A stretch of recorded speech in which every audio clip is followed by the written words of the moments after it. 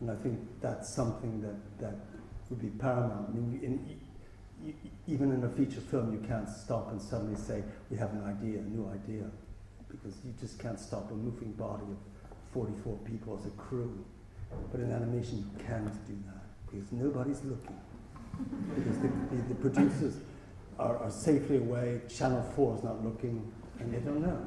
They know it's going to take a year to do. Yeah, that's all they know. Is they look at their clock and say, a year.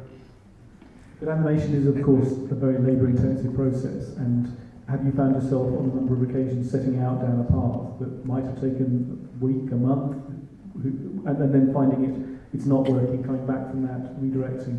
No, it happens all the time, and I think any animator here in the audience will be the first one to admit that you go down a lot of dead avenues, but it's part of the richness, and it's part of the sometimes depression. Well, also, it's not the richness of a storyboard, because we don't storyboard, so there is no prescription for the next shot. The next shot develops after you finish this shot, then you go on. Because if you said to the other animators, well, this shot leads on to that shot, so you're doing the sixth one down the line, it would be a failure. Yeah, because I think now that, so much is, people have to storyboard things, and we've never had to storyboard. The only time we've ever had to storyboard is on a commercial. And we do that so reluctantly. We almost do it intentionally with our left hand, just to show them that we're really bad. So, in a sense, following on from that, can you identify any pattern, if there is one, to the seeds of the original work? When something comes into being, is there a pattern that it might be a piece of music, a piece of text? I'm moving in a sense beyond what the ostensible expression is, the title of an adaptation or whatever it might be. But is there a kind of creative seed that will spark that first step on the path?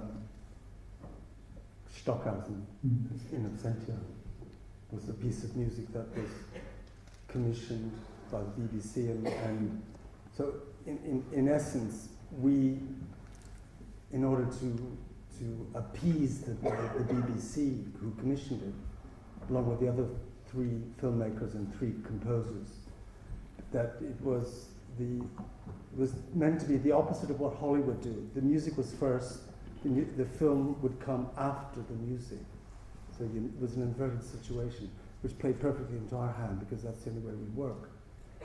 And I remember Stockhausen saying the music will arrive on August 29th by 12 noon, and it did on that day. And we had already done some film tests on and in 35, and we laid them down on the steam deck. And the music we had transferred to 35. We lined it up, and I think we shifted it 12 frames. It was absolutely in sync. So we said we knew we were on with this. So that was the kind of, that's the kind of, urgency that kicks in, and that's nothing you can transmit to a team of animators. That's our game. That's our laboratory situation. And in terms of that kind of moment of generation, that moment of first response, do you work very differently when it comes to either live action filmmaking or the live space of a set, an opera, a ballet, etc.? Do you find yourself working in different ways then around this larger environment that is not entirely within your control? But I know that with the crocodiles, the music was there first, and even when you're working on theatre and opera, music is there first. So for us, it's always been, we've always said that and Bergman said it, he said that his films obey musical laws rather than dramaturgical laws, and I think that's something that, in the same sense of the ballet, or when you think of choreography, choreographers base their whole scenario on the music, not only on a verbal text, but on the musical text, and that's where and for us, the music is the secret scenario, and I think that's something that, it's one thing to read Bruno Schulz, but for us, the real scenario for us was when we had Leschik's music. That really opened it up for us. You need those holes, those abstract black tunnels, That's where it gets discovered. So in that case, the music leads the edit, or actually leads the generation of images? It imposes the absolute form of the film. Yes, And also, I mean, in particular, say something like Stockhausen, where we hadn't the slightest clue, we could only just 7 seconds a day, and we'd look at the next, like 8 seconds, and we'd say, what are we going to do here? We hadn't the slightest clue. But sometimes we would roll images forward, and as the steam deck went by to those bits of the new parts of Stockhausen we hadn't accomplished, we suddenly saw accidents. We said, there, it explodes. And we'd earmark those, and we'd say, that goes there. So it was a kind of discovery of it. The script was a useless point. It was only the vaguest parameter for the film. I think in a certain sense, when we talked about the laboratory situation, that you say that, and this is I think it's the one side of surrealism that the two of us subscribe to 200%, is the chance encounter.